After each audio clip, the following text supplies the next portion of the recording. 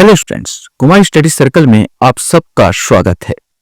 ADEO की परीक्षा को आगे बढ़ाते हुए आज के वीडियो का हमारा टॉपिक होगा आजीविका से संबंधित राष्ट्रीय ग्रामीण आजीविका मिशन NRLM। ये मेरा 5वां वीडियो है, अर्थात 5वां क्लास है। इससे पहले मैं आपको बता देना चाहता हूं, जो बच्चे मुझसे अभी भी जुड़ रहे हैं उनको बता देना चाहता हूं कि मैं आप लोगों के लिए इसी प्रकार का वीडियो बनाता रहता हूं। अगर आप मेरे पुराने वीडियो को देखना चाहते हैं तो मेरे चैनल के प्लेलिस्ट में जाएंगे, जिसमें एडीईओ 2025 वाला जो प्लेलिस्ट वाला जो ऑप्शन को दबाकर आप सारे वीडियो को देख सकते हैं। मैं आपको ये बता देना चाहता हूं, आज हम लोग इसमें राष्ट्रीय ग्रामीण आजीविका मिशन NRLM के बारे में चर्चा भी करेंगे और इसमें जो पिछले 2017 में 2011 में किस प्रकार 12 में कैसे क्वेश्चन पूछे गए थे, इससे संबंधित वो सारे क्वेश्चन को सॉल्व भी करेंगे, ऑब्जेक्टिव क्वेश्चंस को। तो चलिए देर न करते हुए एक एक चीज को हम लोग यहाँ पर सॉल्व करते हैं, एक एक चीज को हम लोग यहाँ पर देखने की कोशिश करते हैं। अब है क्या चीज है यार, राष्ट्रीय ग्रामीण आजीविका मिशन NRLM की बात किए तो आखिर है क्या चीज, तो हमको पता होना चाहिए।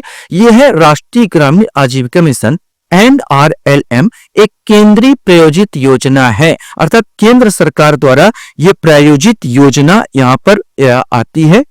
में विशेष करके पूछा जा सकता है किसके द्वारा, तो केंद्र सरकार के द्वारा। इसका मकसद ग्रामीण गरीबों को कम करना, माने ग्रामीण गरीबी को कम करना और गरीबों को स्थायी आजीविका मुहैया कराना है। यह योजना ग्रामीण विकास मंत्रालय की है। पहली बात तो यह है कि इसमें स्थायी मतलब उन लोग लंबे समय के लिए छुटकारा मिल जाए गरीबी से, स्थायी आजीविका मुहैया कराना इसका मेन उद्देश्य है। यह योजना केंद्र सरकार द्वारा प्रायोजित है और इसका जो क्रियान्वयन करती है यह योजना ग्रामीण विकास मंत्रालय द्वारा क्रियान्वित किया जाता है। सारे क्वेश्चंस इसमें बन जाएंगे। केंद्र प्रायोजित योजना, मेन मकसद है स्थायी आजीविका मुहैया कराना गरीब व्यक्तियों को, किसको, तो गरीब व्यक्तियों को इसको मुहैया कराना है और यह योजना ग्रामीण विकास मंत्रालय द्वारा जारी किया गया है।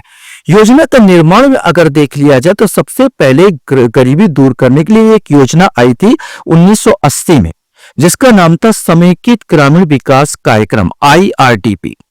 बाद में इसी को समावित करके, मतलब इसी को समेकित करके फिर से हमने एक और योजना बनाई, जिसको 1999 में नाम दिया गया स्वर्ण जयंती ग्राम स्वरोजगार योजना।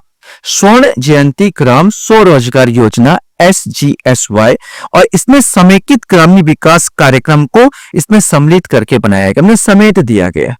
ये योजना 1980 वाली योजना को इसमें सम्मिलित कर दिया गया और एक नई योजना करके लॉन्च कर दी गई 1999 में, जिसका नाम रखा गया स्वर्ण जयंती ग्राम स्वरोजगार योजना SGSY। बाद में 2011 में इसको माने स्वर्ण जयंती ग्राम स्वरोजगार योजना को समेकित करके एक नया योजना बनाया गया, जिसका नाम दिया गया राष्ट्रीय ग्रामीण आजीविका मिशन NRLM। स्वर्ण जयंती ग्राम स्वरोजगार योजना को समेकित करके बनाया गया। मतलब आपके सामने क्वेश्चन बन सकता है कि अगर इस प्रकार क्वेश्चन आए कि जो राष्ट्रीय ग्रामीण आजीविका मिशन NRLM किस योजना को इसमें सम्मिलित किया गया, तो स्वर्ण जयंती ग्राम स्वरोजगार योजना। अगर ये दोनों योजना है, ए बी दोनों दिया, तो दोनों को आपको लगाना पड़ेगा, क्योंकि स्वर्ण जयंती ग्राम स्वरोजगार योजना पहले से सम्मिलित कर लिया गया था समेकित ग्रामीण विकास कार्यक्रम IRDP को। माने ये दोनों योजना इसके अंतर्गत शामिल हो जाएगी अगर इस प्रकार का क्वेश्चन पूछा जाएगा। क्वेश्चन आता भी है और पूछा भी जाता है। किसको समाहित किया गया था, स्वर्ण जयंती ग्राम स्वरोजगार योजना। ए बी करके दोनों का नाम दो और उपयुक्त ए बी दोनों दिया हो तो आपको दोनों को लगाना होगा। अगर ये नहीं दिया है, केवल ये दिया है कि इसको लगाना होगा स्वर्ण जयंती ग्राम स्वरोजगार योजना को समेकित करके बनाया गया है। इसके मुख्य बिंदु को देखते हैं कि मेन बिंदु इसमें क्या है और हमें क्या देखना चाहिए। तो हम यहाँ पर देखते हैं राष्ट्रीय आजीविका मिशन के संबंध में महत्वपूर्ण बिंदु को यहाँ पर देख लेते हैं। इसे ग्रामीण विकास विभाग भारत सरकार द्वारा 2011 में लॉन्च किया गया। ये भी क्वेश्चन बनेगा, कब लॉन्च किया गया, 2011 में। किसके द्वारा, ग्रामीण विकास विभाग द्वारा भारत सरकार द्वारा बनाया गया। कौन संचालित कर रहा, ग्रामीण विकास विभाग। 1 अप्रैल 2013 को संपूर्ण भारत में प्रभावी हुआ, अर्थात शुरुआत हुई इसके, लॉन्च हो गया था 2011 में। 1 अप्रैल 2013 को संपूर्ण भारत में प्रभावी हुआ, अर्थात ये शुरुआत हो गई।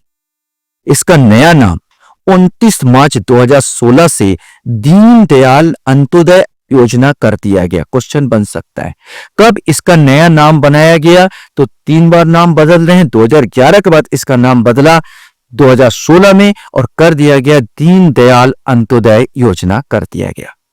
यह एक केंद्र सरकार की योजना है जिसमें महिलाओं को मुख्य रूप से स्व सहायता समूह के रूप में गठित करके उन्हें रोजगार और स्वरोजगार जोड़ा जाता है। बोला जाए तो यह योजना महिलाओं के लिए ही है। महिलाओं को मुख्य रूप से स्व सहायता समूह या स्व सहायता समूह गठित करके उन्हें रोजगार में स्वरोजगार में उसको जोड़ना इसका काम है। ग्रामीण आजीविका मिशन में अलग अलग राज्यों में अलग अलग नामों से जाना जाता है, तो छत्तीसगढ़ में इसको बिहान कहते हैं, यह भी आपको याद रखना होगा। इस योजना के तहत ग्रामीण क्षेत्रों में निवासरत महिला एवं युवतियों को एक SHG अर्थात सेल्फ हेल्प ग्रुप स्वयं सहायता समूह के रूप में गठित किया जा रहा है और उन्हें प्रेरित कर स्वरोजगार के लिए जोड़ा जा रहा है। NRLM में देश में 600 जिला, 6000 ब्लॉक, 2.5 लाख ग्राम पंचायत, 6 लाख गांव, 7 करोड़ BPL परिवार, विशेष करके ध्यान रखना BPL परिवार को उनके स्वायत्तता प्रबंधित SHG तथा उनके परिसंघ और आजीविका क्रियाकलापों में सहायता देकर उन्हें एकजुट करने का एजेंडा निर्धारित किया है।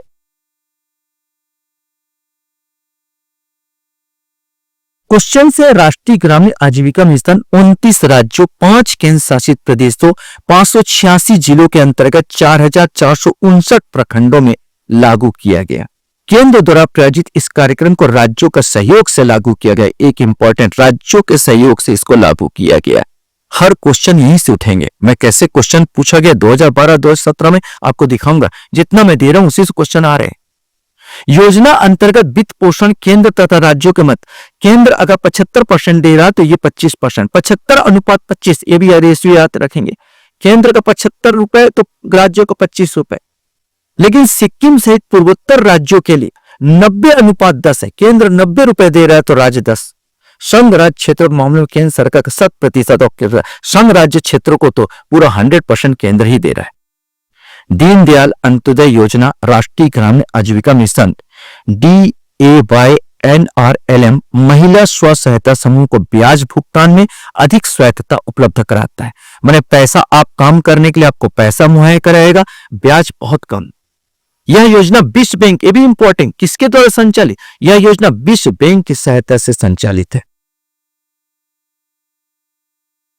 तो इस योजना का मुख्य उद्देश्य अगर हम देखें तो क्या हो जाता है, तो पहले ही पता चल गया। इसका जो मुख्य उद्देश्य है कि भाई स्वावलंबी बनाना। मिशन 4 मुख्य घटकों को निवेश करके अपने उद्देश्य को प्राप्त करना चाहता है, जैसे ग्रामीण गरीब महिलाओं को स्व प्रबंधित और आर्थिक रूप से टिकाऊ सामुदायिक संस्थाओं का सामाजिक जुड़ाव और संवर्धन द्वारा सुदृढ़ीकरण, वित्तीय समावेशन, पैसा ऐसा देना, पैसे के द्वारा काम करवाना, काम स्टार्ट करवाना, टिकाऊ आजीविका माने लंबे एक वर्ष से एक बार में गरीबी दूर करो, टिकाऊ आजीविका लंबे समय के लिए, सामाजिक समावेशन, सामाजिक विकास, अभिसरण के माध्यम से अधिकारों तक पहुंच।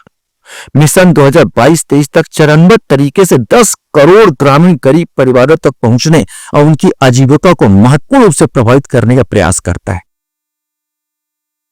अब हम थोड़ा छत्तीसगढ़ के ऊपर फोकस करते हैं कि थोड़ा सा और देख लेते हैं कि राष्ट्रीय आजीविका मिशन के दो भागों में इसको डिवाइड किया गया। यहाँ पर ग्रामीण भारत के लिए दीनदयाल उपाध्याय ग्रामीण कौशल योजना कार्यान्वयन ग्रामीण विकास मंत्रालय द्वारा किया जा रहा है और शहरी भारत के लिए दीनदयाल अंत्योदय योजना कार्यान्वयन आवास एवं शहरी गरीबी उपशमन मंत्रालय द्वारा किया जा रहा है। हमारे छत्तीसगढ़ की स्थिति थोड़ा सा जानना जरूरी है इस एग्जाम के लिए कि छत्तीसगढ़ में NRLM की भूमिका क्या है। तो यहां पर हम लोग छत्तीसगढ़ में अगर देखें तो महिलाओं को स्व सहायता समूह से जोड़ने का विशेष अभियान राज्य में योजना आरंभ से अब तक 2,69,343, याद रखेंगे 2,69,343 स्व सहायता समूह का गठन कर कुल 28,15,726 परिवारों को योजना से जोड़ा गया। महिला स्व सहायता समूह को वित्तीय समावेशन की बात किया जाए तो राज्य में योजना आरंभ से अब तक कुल 2,29,848 महिला स्व सहायता समूह को राष्ट्रीय 344.77 करोड़ रुपए चक्रीय निधि से माने इकट्ठा नहीं होके चक्रम क्रम में 1,35,354 महिला स्व सहायता समूह को राशि 1,045.47 करोड़ रुपए सामुदायिक निवेश निधि एवं वित्तीय वर्ष 2024-25 में 71,001 स्व सहायता समूह को राशि 1,145.47 करोड़ रुपए का बैंक ऋण प्रदान किया गया है। लखपति महिला पहल भी यहां पर की गई है। वित्तीय वर्ष 2024-25 में 2 लाख महिलाओं को विभिन्न आजीविका मूलक गतिविधियां जिसमें कृषि ऑफ फार्म, गैर कृषि के माध्यम जैसे कृषि, वनोपज, पशुधन, लघु उद्यम, कौशल प्रशिक्षण इत्यादि को समेकित करते हुए समूह सदस्य परिवार को वार्षिक आय के रूप में 1 लाख से अधिक किए जाने का लक्ष्य रखा गया। समुदाय आधारित संवाहनी कृषि पर बल दिया गया। राज्य में योजना आरंभ से अब तक 11,64,222 महिला किसानों को जोड़ा गया है। इन महिला किसानों कृषि सखियों द्वारा रसायन युक्त कृषि फसल चक्र, फसल चयन, बीज उपचार, रोग, कीट प्रबंधन, एग्री न्यूट्रिएंट गार्डन, छोटे पशु जैसे बकरी, मुर्गी, बतख इत्यादि के बारे में प्रशिक्षण प्रदान कर पोषण एवं आय को बढ़ावा दिया गया। वित्तीय वर्ष 2024-25 में 1,19,041 महिला किसान को संवाहनी कृषि से जोड़ा गया। नमो ड्रोन दीदी के बारे में बात करें तो नमो ड्रोन दीदी योजना अंतर्गत भारत सरकार ग्राम विकास मंत्रालय नई दिल्ली द्वारा चयनित कंपनी इफ्को द्वारा राज्य में 14 महिला किसानों का चयन कर प्रशिक्षण प्रदान कर 14 ड्रोन प्रदान किया गया। वर्तमान में समस्त 14 महिला किसान ड्रोन दीदी के रूप में कार्यरत है। इसके अलावा दीनदयाल उपाध्याय ग्रामीण कौशल योजना अंतर्गत राज्य में योजना आरंभ से अब तक कुल 63,454 हितग्राही प्रशिक्षित एवं कुल 38,684 नियोजित हितग्राही योजनाओं का लाभ ले चुके हैं। तो ये मैं थोड़ा सा आपको डिटेल में बताया। अब हम लोग देखते हैं कि 2012-2017 में जो इसका एग्जाम हुआ था, तो इसमें हम देखते हैं एडीओ के एग्जाम में किस प्रकार के क्वेश्चंस पूछे गए थे इससे संबंधित NRLM से। इसी को हम लोग ऑब्जेक्टिव क्वेश्चन को सॉल्व करने की यहाँ पर कोशिश करेंगे और देखेंगे कि किस प्रकार का क्वेश्चंस आया था। पहला क्वेश्चन आपके सामने था, निम्नलिखित में से कौन सा राष्ट्रीय ग्रामीण आजीविका मिशन NRLM का उद्देश्य नहीं है? 2012 क्वेश्चन है। हमने उद्देश्य बताया था। स्व सहायता समूह को प्रभावशाली बनाना बिल्कुल है। क्षमता विकास ये भी है। कृषि उत्पादन एवं उत्पादकता बढ़ाना अभी छोड़ देते हैं। ऋण सुविधा के लिए पहुंच बनाना ये तो बिल्कुल है। तो अब अपने पास बच जाता है क्या? ये कृषि उत्पादकता बढ़ाना, इसका कोई रोल ज्यादा इंपॉर्टेंस नहीं है, केवल हमको स्वावलंबी बनाना इसका मेन उद्देश्य है। पूछा गया था क्या उद्देश्य नहीं है, तो सी वाला आएगा भाई, कृषि उत्पादकता बढ़ाना इसका कोई उद्देश्य नहीं है। NRLM के अंतर्गत किस योजना के पुनर्गठन कर सम्मिलित किया गया? 2012 की क्वेश्चन पूछा था, बोला था क्वेश्चन ऐसा बनता है। स्वर्ण जयंती ग्राम स्वरोजगार योजना, ये तो हाई है, ये तो हम अच्छी तरह से पढ़ चुके हैं। राष्ट्रीय ग्रामीण स्वास्थ्य मिशन नहीं है। राष्ट्रीय कृषि विकास योजना नहीं। राष्ट्रीय स्वास्थ्य बीमा योजना नहीं। इसमें जोड़ा गया था स्वर्ण जयंती ग्राम स्वरोजगार योजना को। क्वेश्चन तीसरा में यहां पूछा गया था, ग्रामीण आजीविका के अवसर का सीधा संबंध निम्नलिखित में किससे है? 2012 की क्वेश्चन है।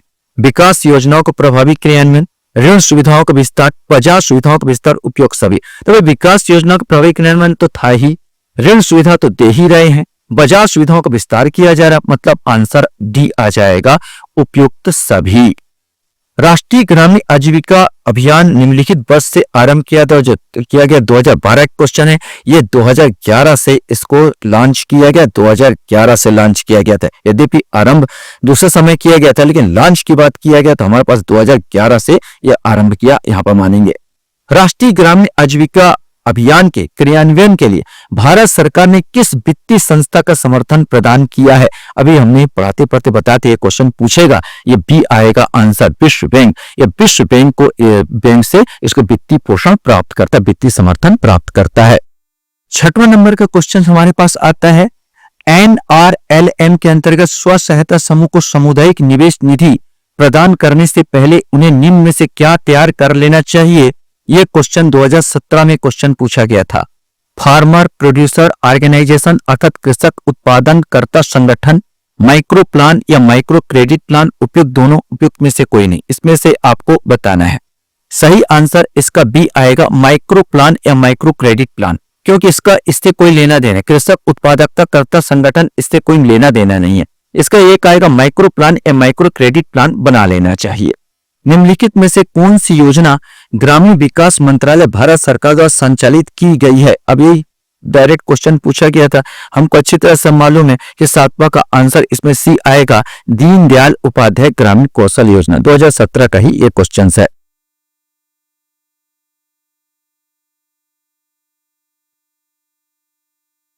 8वां क्वेश्चन था, NRLM के अंतर्गत लक्षित परिवार की पहचान की जाती। 2017 का है।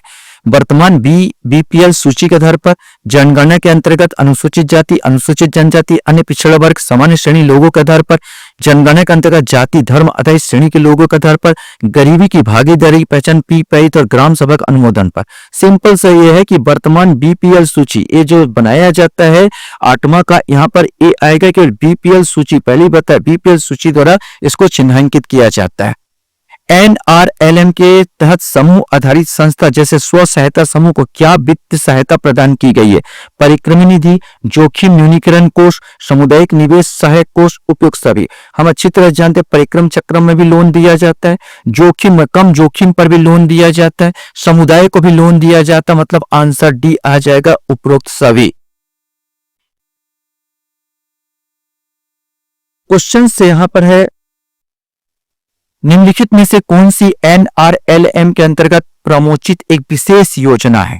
राष्ट्रीय कृषि विकास योजना, जननी सुरक्षा योजना, महिला किसान सशक्तिकरण योजना, प्रधानमंत्री जन धन योजना। तो अच्छी तरह से हम लोग यहाँ पर मालूम होता है, जानते हैं कि ये वास्तव में इसका उद्देश्य क्या है।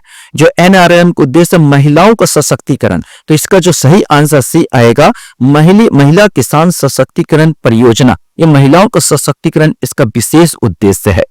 एक लास्ट क्वेश्चन इसी संबंधित पूछा गया था, स्वर्ण जयंती ग्राम स्वरोजगार योजना राष्ट्रीय ग्रामीण आजीविका मिशन के किस बिंदु से पृथक है? ये आपको बताना है। SGSY के अंतर्गत राज्यों को अधिक स्वायत्तता थी, NRLM केंद्र सरकार को अधिक स्वायत्तता था, नहीं, इसमें राज्यों को ज्यादा स्वतंत्रता है, बिल्कुल गलत है ये। SGSY के अंतर्गत राज्य परिप्रेक्ष्य कार्य योजना तैयार की जाती है, जबकि NRLM में केवल केंद्रीय योजना तैयार की जाती है, ये भी गलत है भाई, राज्य ही इंपॉर्टेंट यहाँ पर दिया गया है। NRLM SY के आवंटन आधारित रणनीति के स्थान पर मांग आधारित रणनीति को अपनाया गया। सही आंसर यही आएगा, सी आंसर आएगा कि भाई आवंटन आपको कितना आवंटन किया जाता है ये इंपॉर्टेंट है, आपकी मांग क्या है ये इंपॉर्टेंट है, राज्यों की मांग क्या है। NRLM में SGSY के मांग आधारित राजनीति के स्थान पर आवंटन आधारित रणनीति, आवंटन नहीं भाई, मांग को अपनाया गया। तो यहाँ पर जो सही आंसर 11 का होगा वो सी आंसर होगा। आशा करता हूं ये वीडियो आपको अच्छा लगा होगा। आप लोग मेरे वीडियो को वॉच करते इसलिए धन्यवाद। Thank you very much.